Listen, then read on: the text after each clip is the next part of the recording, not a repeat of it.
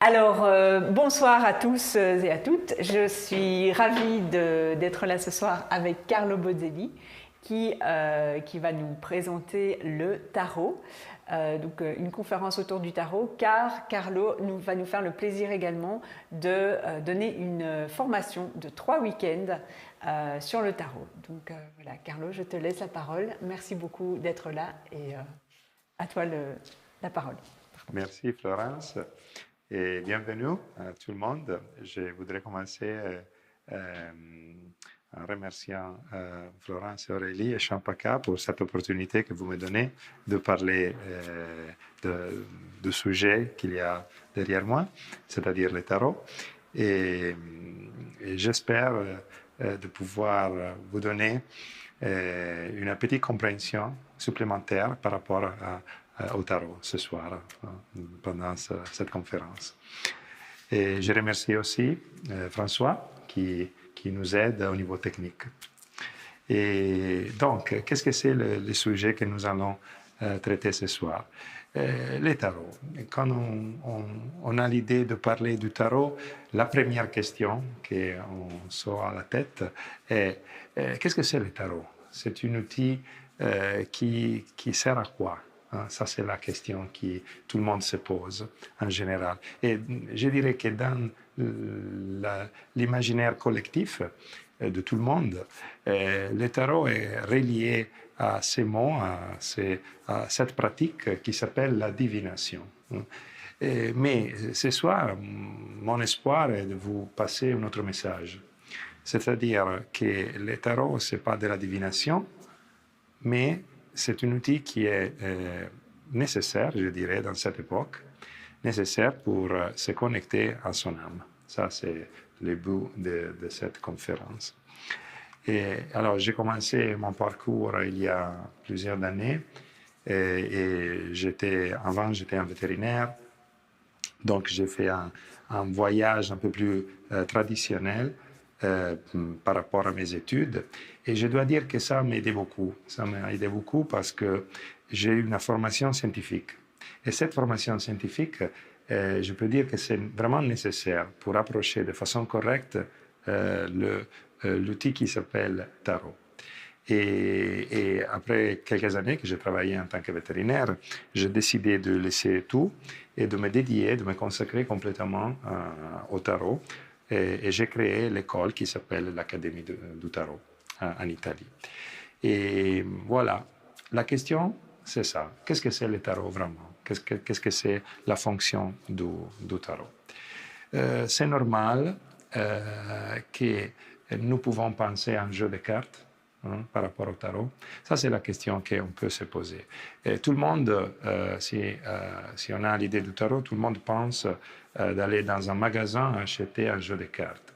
Mais c'est vraiment ce que nous devons penser par rapport à ce sujet, ou c'est possible de penser de façon complètement différente. Et pourquoi je suis obligé à penser au tarot en tant que jeu de cartes?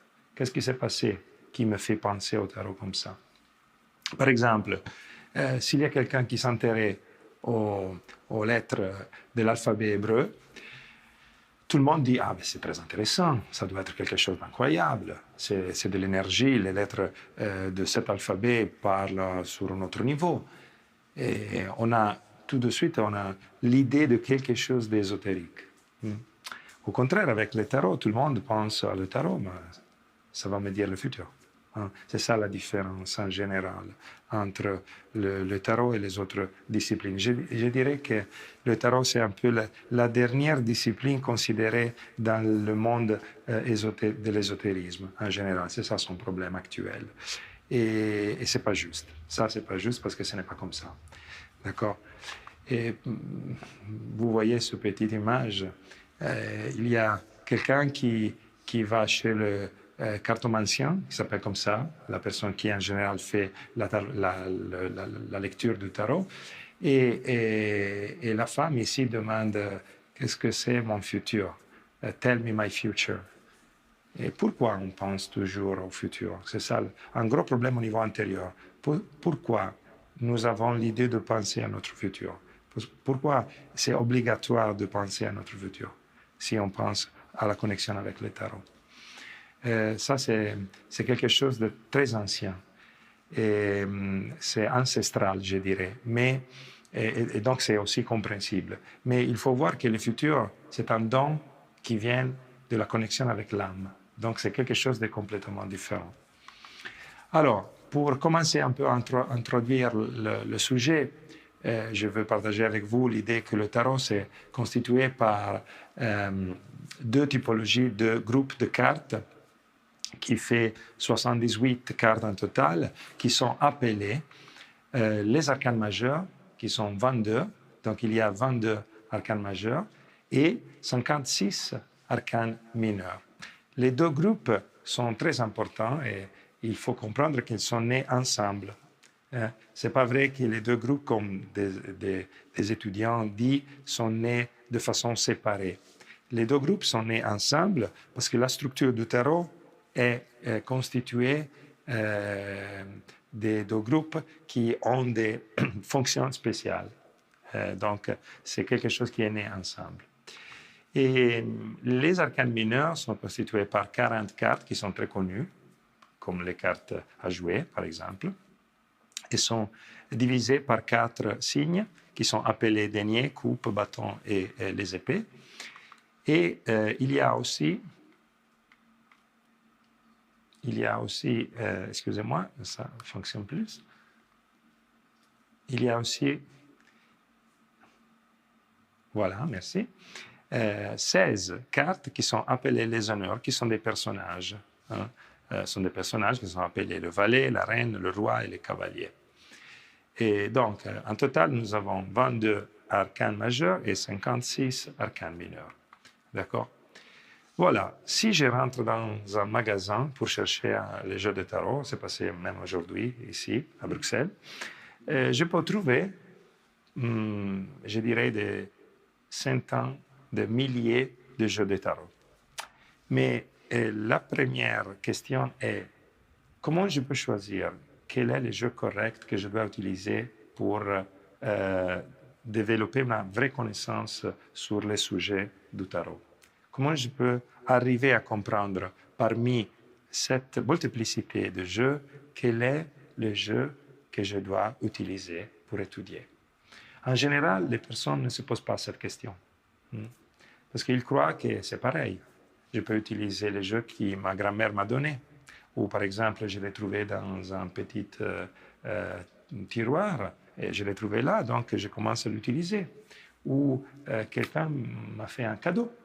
Et donc, j'accepte le cadeau et je commence à étudier le jeu de tarot qui m'a été donné. Ce n'est pas juste ça, ce n'est pas correct. Ça, c'est le premier problème qu'il faut se poser. La première question qu'il faut se poser. Comment je peux savoir s'il y a un jeu de tarot qui est un peu plus spécial par rapport aux autres? Et s'il y a quelque chose de spécial, comment je fais à établir que le tarot est relié à quelque chose d'un peu plus spécial par rapport à la multiplicité des jeux qui existent dans le monde entier?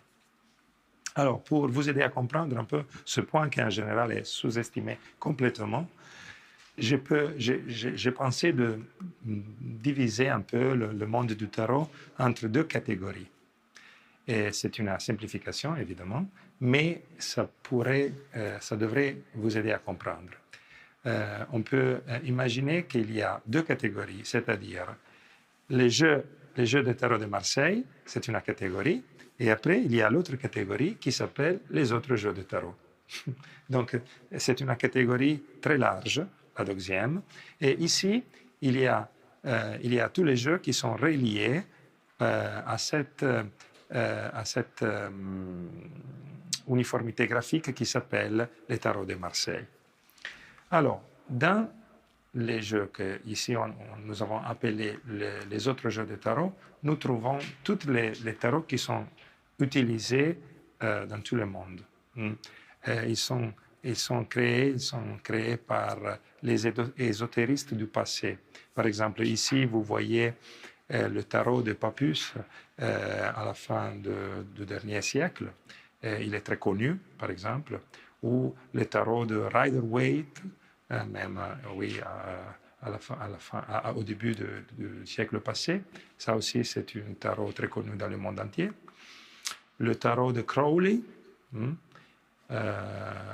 c'est un tarot on peut appeler anglophone, et le tarot de Wirth.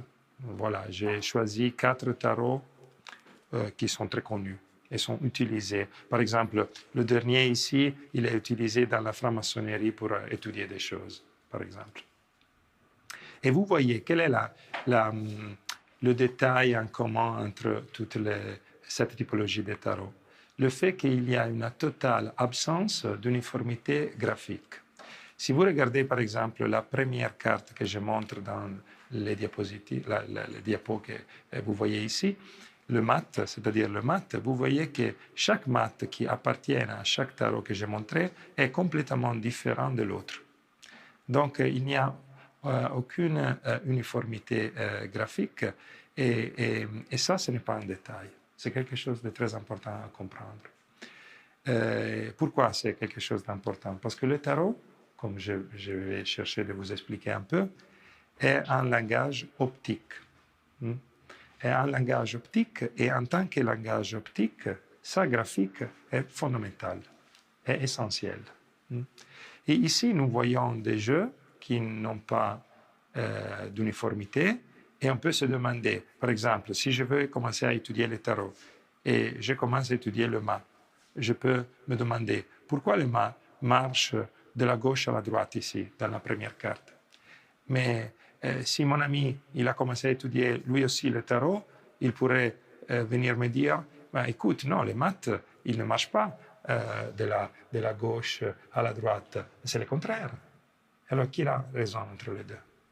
Qu'est-ce que c'est vrai? C'est vrai la première, c'est vrai la deuxième, c'est vrai la troisième, c'est vrai la quatrième. Comment je peux établir quelle est la source, la source graphique réelle du tarot? Personne ne se pose cette question. D'accord? Par contre, dans la catégorie que nous avons appelée le jeu de tarot de Marseille, il y a quelque chose de très spécial. Il y a des maîtres quartiers dans le passé. On commence à avoir des maîtres quartiers dans le monde de la catégorie du tarot de Marseille depuis le 1500, plus ou moins. Et on voit, par exemple, à travers cette image, que toutes les cartes, ici on a la même carte, la carte du mat, toutes les cartes ont une uniformité graphique totale. C'est-à-dire qu'ils sont très similaires. Même s'ils viennent de maîtres quartiers différents, d'époques différentes, ils sont très, très similaires. La question est pourquoi? Pourquoi dans la catégorie du jeu de tarot de Marseille, les maîtres quartiers ont respecté l'uniformité graphique? Ça, c'est une question très importante à comprendre. Et parmi les jeux du tarot de Marseille, il y avait un qui s'appelle le tarot de Nicolas Convert, 1760, qui a été considéré un jeu particulier, très, très spécial. Un jeu qui a été fait par cet homme, Nicolas Convert, qui était maître quartier chez le roi. Donc, il avait un degré très élevé par rapport à son travail. Et ce jeu est considéré par les experts un jeu très spécial, une sommet de perfection. Et on peut se demander pourquoi. J'ai passé ma vie à l'étudier. Ça, c'est le point essentiel à comprendre. Ça fait depuis toute ma vie que j'ai commencé à l'étudier. Et j'ai trouvé des choses très intéressantes que je chercherai de partager avec vous ce soir. Le jeu de Convert a été restauré par différents maîtres quartiers dans le temps, depuis sa naissance, dans l'année 1760. Et a été restauré par différents auteurs. Et il y a aussi des auteurs très connus dans le monde. Et j'ai fait la même chose. C'est-à-dire, il y a quelques années, l'année 2010, j'ai décidé de le restaurer complètement pour lui restituer son esprit originaire. C'est ça exactement mon travail. Et vous voyez ici, par exemple, il y a la carte du tarot de Nicolas Convert. Et ici, c'est la carte qui est exactement la même, mais rénovée au niveau graphique, que j'ai publiée dans l'année 2010 avec l'éditeur italien Dal Negro, qui est très connu dans le monde des cartes. Et quelle est la différence par rapport aux autres cartes, aux autres jeux de tarot? Vous voyez comment j'ai fait à établir quelle est l'iconographie correcte. Hein? Pourquoi ici je devrais avoir une iconographie correcte et ici je ne peux pas dire que l'iconographie est juste, est correcte. C'est ça le point à comprendre. Et personne en général qui approche le monde du tarot, personne pense à ce problème, parce que c'est un problème. D'accord? Alors, pour arriver à comprendre la perfection de ce jeu, que j'espère avoir la possibilité de partager avec vous, il faut comprendre que le tarot est un vrai langage. Et qu'est-ce que ça veut dire ça? Qu'est-ce que ça veut dire que le tarot est un vrai langage? Le tarot est un langage symbolique. Il faut commencer à comprendre ça. Le tarot est un langage symbolique. Nous avons un peu perdu l'habitude de parler de langage symbolique parce que nous sommes habitués à parler, à utiliser des langues qui utilisent des signes, qui ont une connexion avec une signification particulière. Mais dans le monde, par exemple, nous avons encore des langues symboliques. Le chinois, par exemple, c'est une langue qui utilise des images pour exprimer des idées. Alors, si vous voulez avoir une idée de ce que le tarot représente, vous pouvez aller avec la mémoire et penser au langage des anciens Égyptiens. Hein. Les anciens Égyptiens utilisaient un langage avec des petits dessins, les hiéroglyphes. Et personne ne connaissait, avant de découvrir un certain niveau de connaissance, de signification de ce langage, quelle était sa vraie signification. Et donc, si vous voulez avoir une relation, un parallélisme correct avec le tarot de Marseille de Nicolas Convert, vous pouvez imaginer que ce tarot est un langage symbolique, un peu comme le langage des anciens Égyptiens. D'accord? Mais qu'est-ce que c'est? Qu'est-ce que c'est le symbole? Qu'est-ce que ça veut dire, le symbole? Le symbole est une image, est une image qui devient symbolique lorsqu'elle implique quelque chose au-delà de sa signification évidente et immédiate. C'est-à-dire, un symbole n'est pas justement tout simplement un dessin. Un symbole est quelque chose qui nous amène de l'autre côté. C'est un bateau qui relie les deux côtés d'une rivière. Le symbole, j'ai écrit ici, possède un aspect plus large, inconscient, qu'il est difficile d'expliquer ou de définir avec des mots. Lorsque l'esprit explore les symboles, il entre en contact avec des idées qui dépassent les capacités rationnelles. Le tarot est un langage symbolique parce que vous aidera à trouver la connexion avec quelque chose qui est au-delà de votre esprit logique et rationnel. C'est ça exactement l'idée qu'il y a derrière cette citation d'une psychologue très connue qui est Carl Gustav Jung. D'accord? Par exemple, on peut comprendre ici, il y a le mat. Le mat, qu'est-ce que c'est? Le mat, si on le regarde en tant que dessin, c'est un homme qui est en train de marcher, un homme en route. Donc, au niveau symbolique, cette carte parle du voyage. En fait, le mat ressemble à un pèlerin, par exemple, si vous le voyez, ressemble à un pèlerin. Et donc, avec la carte du mat, on peut penser à l'idée d'un voyageur, quelqu'un qui commence à faire un voyage. hein. Et quelle typologie de voyage? Ça sera intéressant de le comprendre. Par exemple, ici, avec le mat, vous voyez, il y a le chien. Hein. Le chien, c'est un dessin, le chien en tant que dessin, d'accord, mais c'est un symbole aussi, parce que le chien, c'est un symbole de fidélité, de loyauté. Et alors, le chien devient un symbole connecté à cette possibilité, juste pour vous aider à comprendre qu'est-ce que c'est un symbole, d'accord? Ici, vous voyez une carte qui est considérée en général difficile, et ce n'est pas vrai, mais de toute façon, on la va utiliser ici, qui est appelée la maison Dieu, est aussi appelée la tour, mais ce n'est pas juste de l'appeler comme ça. Et vous voyez, la maison peut représenter tout simplement une maison au niveau du dessin, mais en général, on pourrait penser au foyer, à la famille, hein, en tant que symbole, par exemple. Ici, vous avez une autre carte qui s'appelle l'étoile. L'étoile, pas les étoiles. En général, dans les jeux de tarot, vous trouvez les étoiles, mais ce n'est pas juste, ce n'est pas correct. Ici, la carte est appelée l'étoile. D'accord? Et qu'est-ce qu'elle fait? Quel est le geste, l'action de la femme? Elle verse des liquides. Et verser des liquides, ça veut dire s'investir, s'engager au niveau symbolique. Je suis en train de vous donner des petits exemples pour vous aider à comprendre ce que ça veut dire se confronter avec un langage symbolique. Chaque dessin que nous avons dans le tarot, c'est un symbole, tout simplement, c'est un symbole.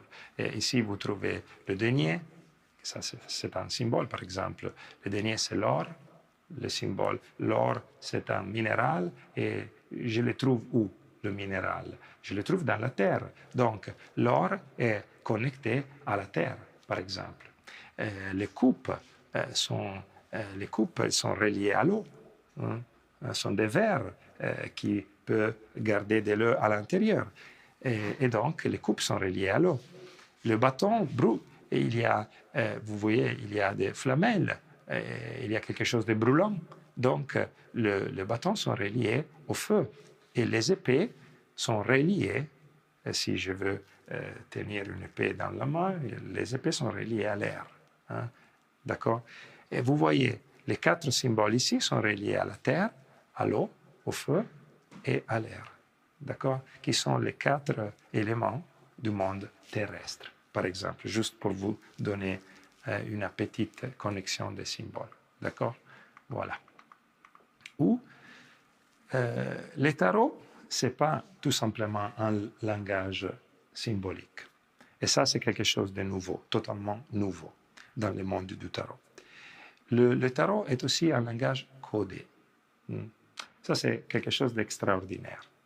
Et qu'est-ce que ça veut dire? Ça veut dire que le tarot est un langage symbolique, c'est vrai, mais les symboles sont difficiles à gérer, parce que je peux utiliser un symbole d'une façon ou d'une autre, et comment je sais que c'est correct, que c'est juste? Il me faut quelque chose qui me guide pour utiliser ce langage de façon correcte, de façon précise, de façon rigoureuse. Et alors, on a dans le tarot de Marseille, de Nicolas Convert, l'idée d'un langage codé. Qu'est-ce que ça veut dire codé? Ça veut dire caché. Le tarot est un langage créé par des milliers de codes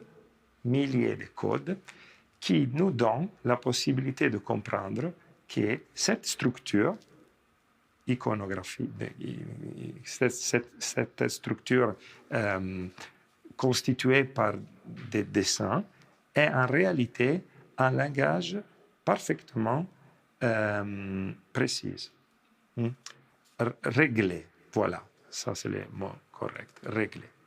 Je vous donne des exemples pour comprendre. Vous voyez le minotaure et la sirène. Le minotaure et la sirène sont des symboles typiques dans la mythologie, par exemple. Le minotaure, c'est connu dans la mythologie grecque. Et pourquoi j'ai écrit là assemblage symbolique? Parce que les deux symboles sont constitués par différents symboles qui sont mélangés ensemble. Le minotaure, c'est un homme et un taureau. La sirène, c'est une femme et un poisson. Donc, il y a cette particularité de l'assemblage symbolique qui est utilisée de façon ordinaire dans le monde du symbolisme. Par exemple, dans les tarots, vous trouvez plusieurs signes astrologiques, si vous voulez, non? Ici, vous avez le Verseau, ici, vous avez le Cancer. Les symboles expriment de façon facile le signe zodiacal. Ici, vous avez les jumeaux, par exemple. Voilà, c'est facile à voir. Mais si je vous demande de trouver le Sagittaire dans les cartes du tarot, ça vous demande quelque chose, une logique supplémentaire. Et par exemple, vous pouvez le faire vous-même.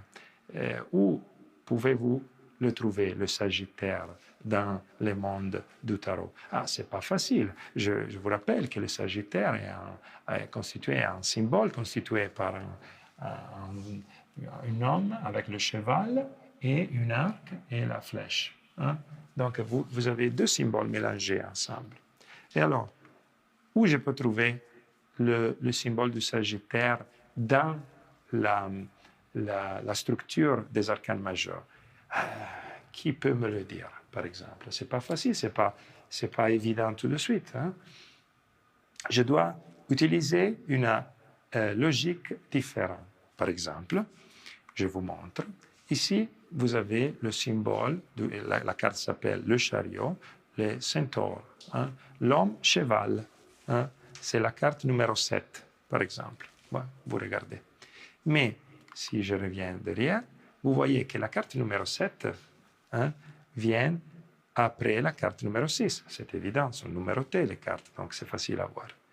Mais ici, j'ai un homme cheval, donc la même construction symbolique du Sagittaire, et juste à côté du chariot, vous trouvez un petit ange qui a dans ses mains, vous le regardez ici, dans ses mains, une arc et une flèche. Et donc, j'ai construit de cette façon, avec cette iconographie, j'ai construit le Sagittaire. Ça, c'est un petit exemple de code, de codification. Hein. Vous avez créé, avec un assemblage symbolique, l'arc et la flèche et l'homme-cheval, vous avez créé l'image du signe astrologique du Sagittaire. C'est un petit exemple de codification. D'accord? Je vous montre un autre exemple pour vous aider à comprendre. Ici, vous avez le maths. On a parlé, le maths, qu'est-ce que c'est le maths? Le maths, c'est peut-être que c'est nous. Hein, nous que voulons commencer un nouveau voyage dans notre vie. Alors, si vous regardez la carte, ça ressemble à un pèlerin, on l'a dit juste avant, mais vous voyez, quels sont les deux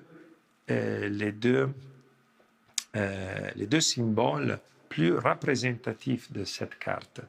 Vous pouvez un peu réfléchir sur ça.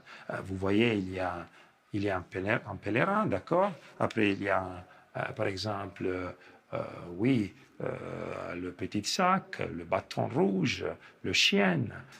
Il y a plusieurs, le chapeau, les terrains. Donc, il y a plusieurs éléments. Hein? Mais si je commence à regarder un peu la carte avec les yeux de l'enfant, et pour étudier le tarot, il faut développer les yeux des enfants. Hein? Sinon, on n'arrive pas à comprendre le message initiatique qu'il y a derrière. D'accord? Si je commence à regarder la carte avec des yeux comme des yeux d'enfant, je remarque tout de suite que j'ai deux symboles qui sont plus importants des autres. C'est-à-dire l'homme, parce qu'il est très grand dans la carte, il occupe beaucoup de place. Je dirais qu'il occupe toute la place de la carte. Donc, ça doit être très important pour la personne qui a dessiné la carte. Et le chien, parce que c'est l'autre être vivant. Donc, nous avons deux êtres vivants qui sont sur un niveau plus important par rapport à un bâton, à un petit sac ou à un chapeau. Hein, parce que les autres symboles sont inanimés. contraire, les deux sont animés, sont vivants. Donc, je comprends que dans la carte, j'ai deux symboles qui sont très importants, le chien et l'homme. D'accord? Alors, je dois me rappeler de la typologie de jeu symbolique que j'ai fait avant avec le Sagittaire, par exemple. Et vous vous rappelez, on a fait un assemblage symbolique. Donc, je peux faire la même chose ici, maintenant que j'ai compris les deux symboles, c'est-à-dire le chien et l'homme. Et si je fais comme ça, ce que je trouve à l'intérieur de cette carte est le dieu égyptien Anubis. Le dieu égyptien Anubis est un homme à tête de chien, qui a avec soi des bâtons, voilà. Et si vous regardez, ça est exactement la même carte. Vous regardez. Et si vous regardez aussi la position des bras, des bâtons, il y a une ressemblance particulière qui est très forte. On pourrait se demander, mais est-ce que c'est juste d'avoir cette logique? Il faut réfléchir un peu, par exemple. Il faut réfléchir et il faut se demander, mais quelle est la fonction de Anubis dans les panthéons égyptiens, de divinités égyptiennes? Il était ce qu'on appelle un psychopompe, c'est-à-dire quelqu'un qui accompagne les âmes dans les voyages dans l'au-delà, dans l'autre dimension. Il était la guide, on peut l'appeler comme ça, la guide du mort. C'est-à-dire que pour les Égyptiens, chaque personne, après la mort, après la vie, faisait un voyage dans l'au-delà. Et Anubis était la guide de chaque mort.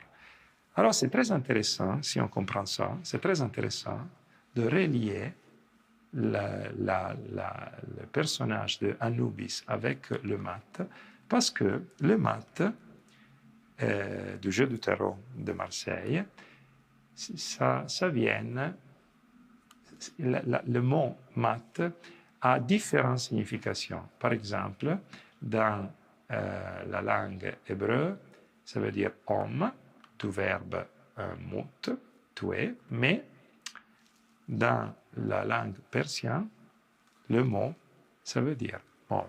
Exactement dans l'expression shamat, c'est-à-dire le roi est mort. Échec et mat, des échecs, ça veut dire exactement ça. Donc, les maths du tarot, ça veut dire les morts initiatiques. Donc, vous voyez, il y a une connexion avec Anubis, qui était le pèlerin, la guide du mort, dans l'au-delà de la tradition égyptienne.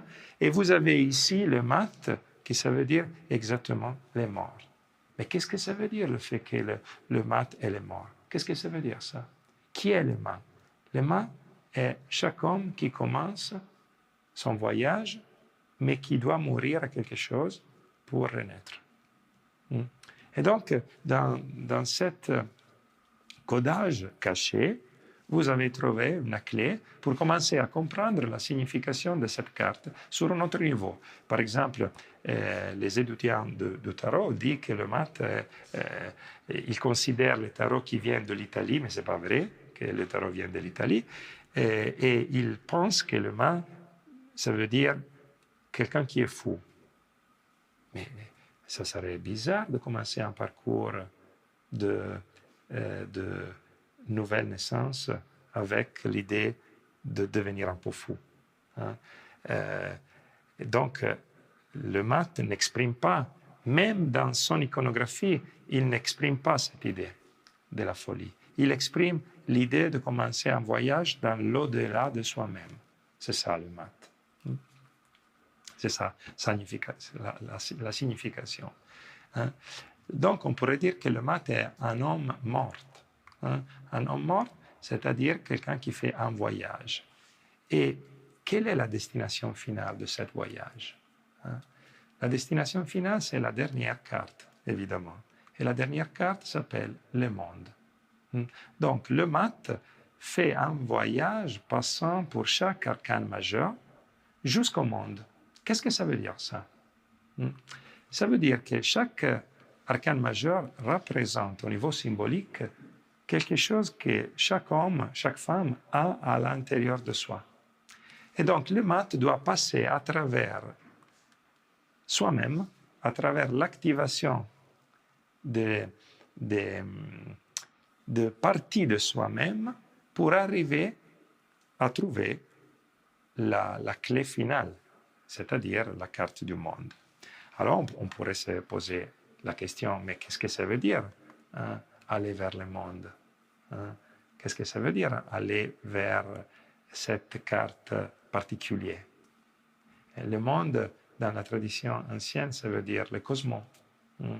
Le cosmos, en grec, l'univers, c'est ça la signification du monde. Et quel est le sens d'aller vers le monde pour les voyageurs? Alors, regardez, par exemple, il faut se rappeler qu'il y a des codes dans le langage du tarot de Marseille de Nicolas Convert. La particularité du langage du tarot de Nicolas Convert est qu'il est un langage codé. Les autres tarots ne sont pas codés. C'est ça le point. D'accord? Alors, pour comprendre un peu mieux la carte du monde, par exemple, vous pouvez confronter deux cartes du tarot qui sont appelées les pendus, la carte numéro 12, et le monde, la numéro 21, par exemple. Et comme ça, je peux vous montrer un peu de système de codage. Peut-être que vous remarquez tout d'abord que le numéro 12, il n'est pas au milieu de la carte. Le numéro 21 est parfaitement au milieu de la carte, c'est-à-dire les deux côtés blanches sont égaux. Ici, ce n'est pas vrai. Le numéro est bougé à droite. On peut se demander pourquoi. Toutes les autres cartes, par exemple, du tarot, si vous le regardez, le numéro est toujours au milieu.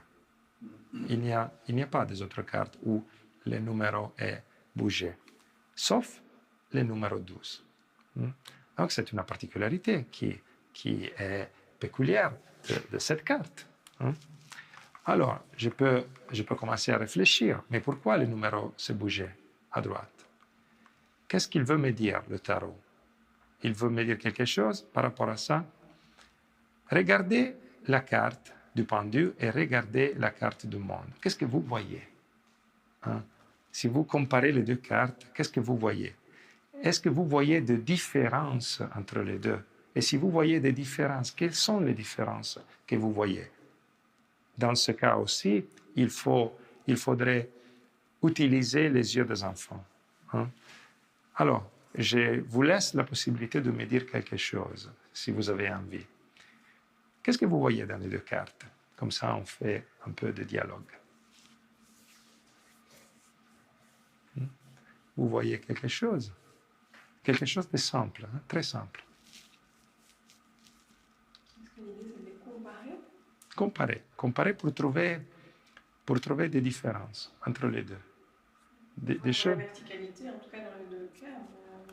Oui, il y a une verticalité, mais il faut trouver des choses qui sont au contraire. Vous voyez quelque chose? Il y a la tête en bas, elle est la tête en haut. Mais qui a la tête en bas? Qui a la tête en bas? Le pendu. Et qui est le pendu? L'homme. L'homme. Et là, vous avez quoi? La femme. La femme. Homme, femme. D'accord? C'est juste. C'est quelque chose de contraire.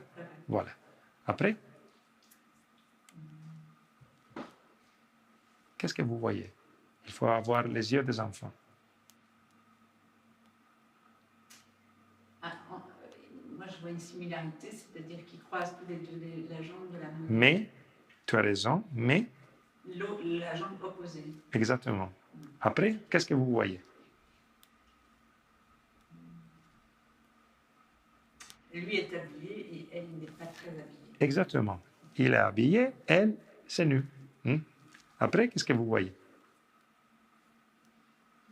Les quatre personnages qui sont dans celle de droite sont dans trois en arrière et pas quatrième. Donc, il y a plusieurs personnages ici. Donc, elle est en compagnie. Et lui, il est tout seul. Après, qu'est-ce que vous voyez?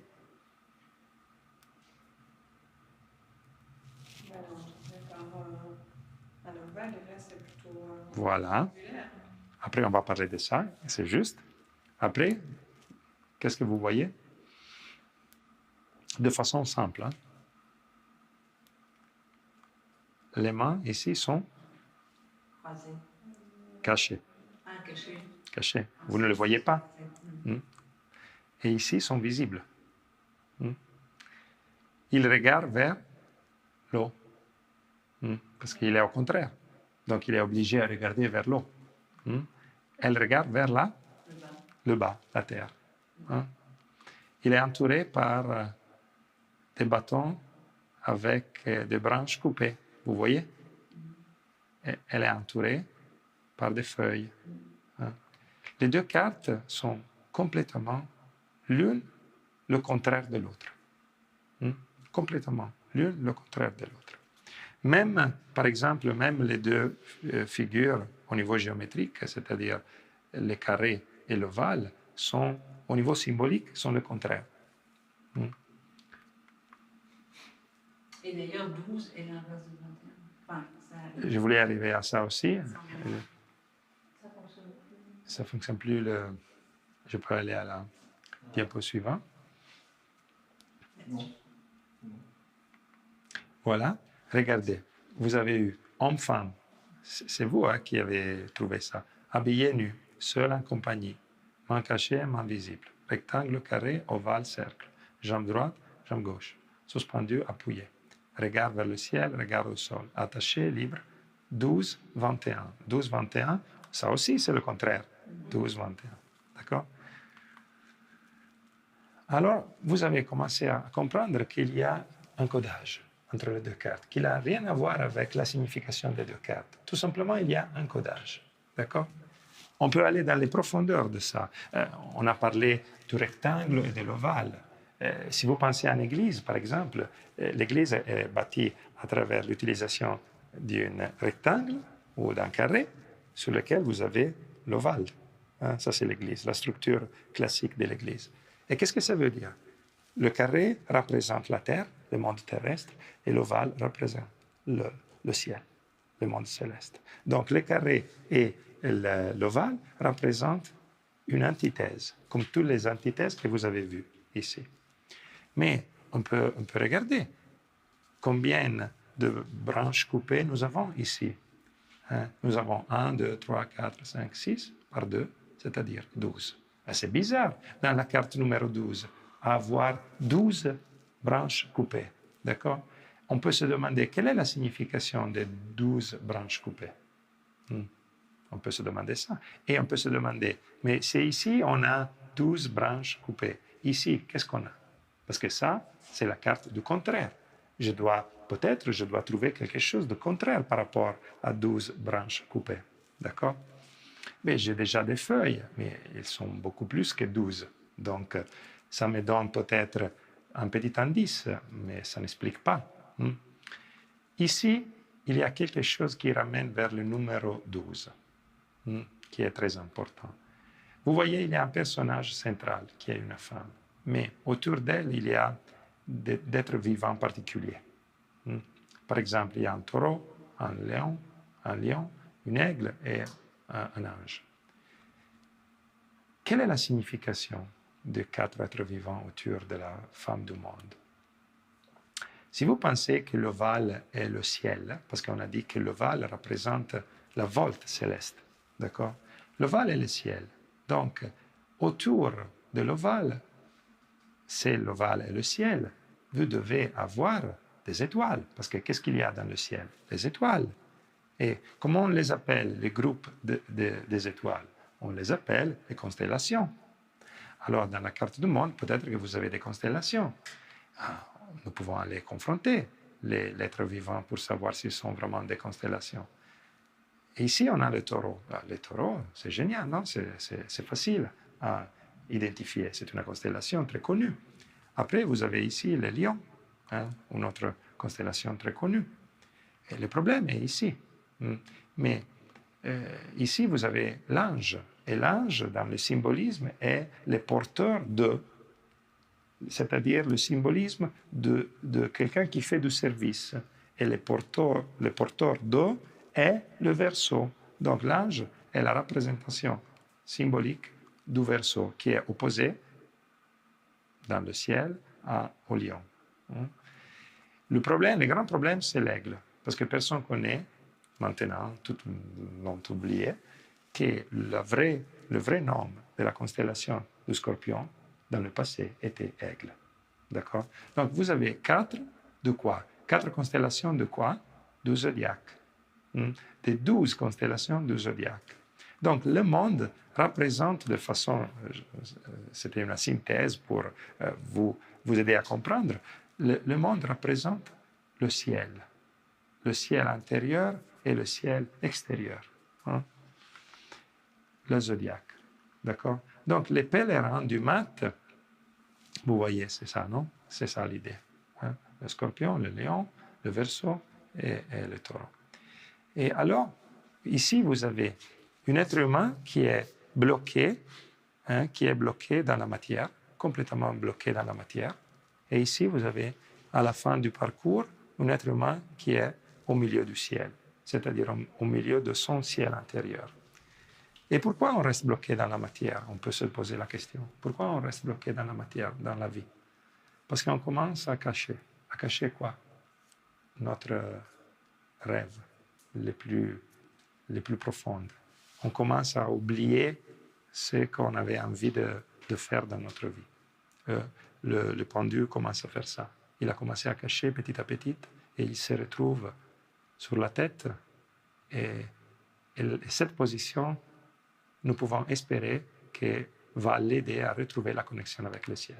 C'est pour ça qu'on va se retrouver dans cet archétype pendant le voyage vers le ciel.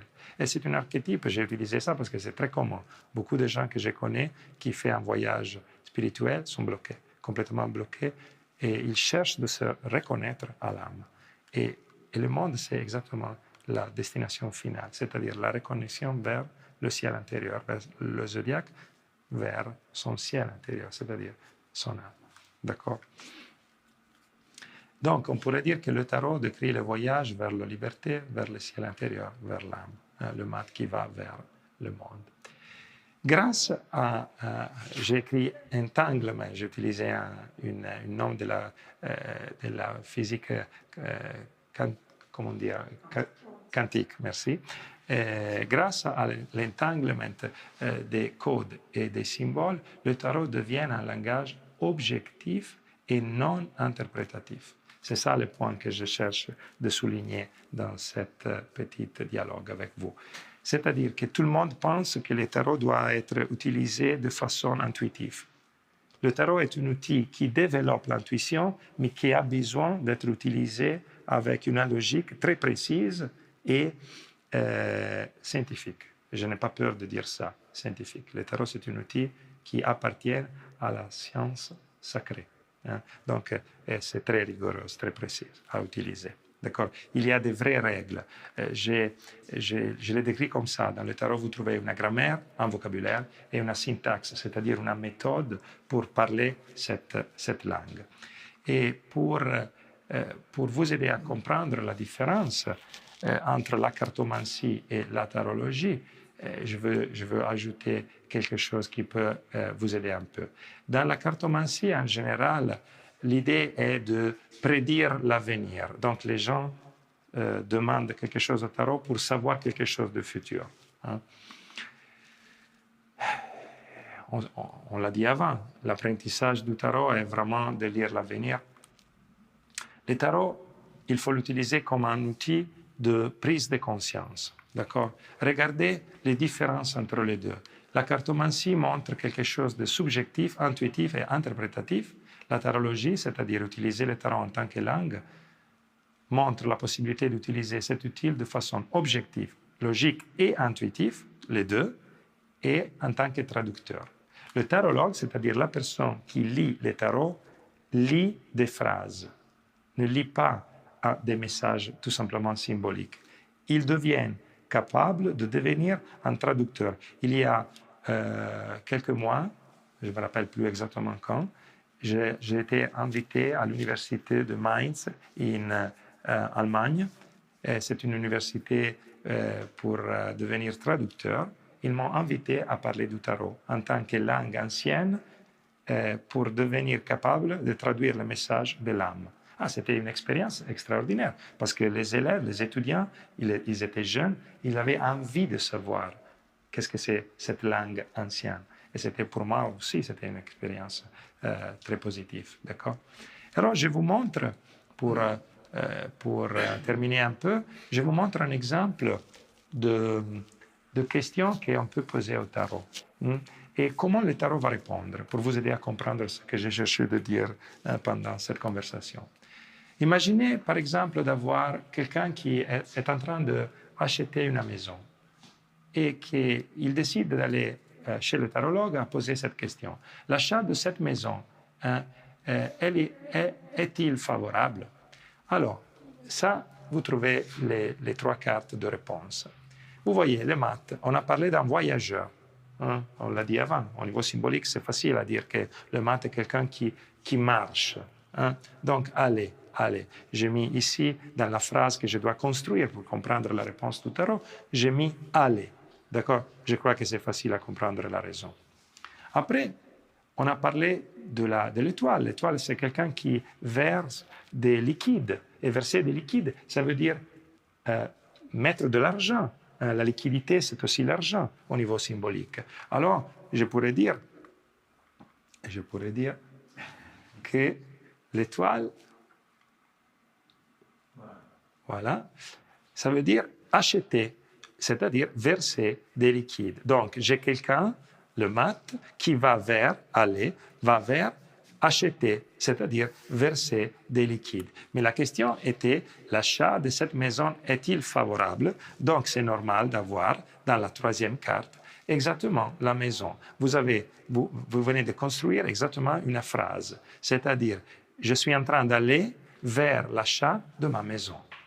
Ça serait une réponse très claire à la question de la personne. Vous voyez que cette réponse n'a rien d'interprétatif. Même à ce niveau où nous n'avons pas de détails pour comprendre comment utiliser ce langage. Par exemple, je pourrais ajouter qu'ici, j'ai un homme, le mat, ici, j'ai une femme, l'étoile, et ici, je vivre ensemble. Donc, c'est une couple qui décide d'aller acheter une maison pour vivre ensemble. Ça pourrait tranquillement être une réponse du tarot à la question du consultant. Les tarots répondent avec des vraies phrases. C'est ça qui est difficile à accepter au début, parce qu'on n'a pas cette idée en général, on pense au tarot de façon complètement interprétative et intuitive. D'accord? Ici, un couple s'apprête à acheter une maison pour fonder une famille. Je vous montre, si vous me permettez, un petit exemple, un 2e exemple pour montrer que le tarot est vraiment un langage animé, comme les dessins animés des enfants. D'accord? Regardez ici, par exemple. La question, est-il bon de choisir l'opérateur, n'importe quel opérateur, pour l'électricité, pour ma maison, pour mon centre holistique? Alors, vous voyez ici la réponse du tarot avec 3 cartes. D'accord? Ici, qu'est-ce que vous voyez? Vous voyez une femme, impératrice. C'est facile à dire. Donc, peut-être que la femme est la personne qui est intéressée à choisir l'opérateur. Après, il y a l'empereur. L'empereur, qu'est-ce qu'il peut représenter? Il peut représenter un homme. J'ai mis ici une architecte. Et vous pouvez vous dire, mais pourquoi? C'est une réponse que j'ai reçue. C'est une vraie réponse que j'ai reçue par une femme qui m'a demandé si c'était bien pour elle de choisir l'opérateur XY, n'importe quel. D'accord? Alors, la femme, c'était ici, l'impératrice, et je lui demandais, mais est-ce que quelqu'un t'a donné un conseil par rapport à cet opérateur? Elle m'a dit, oui, mon ami, il est architecte.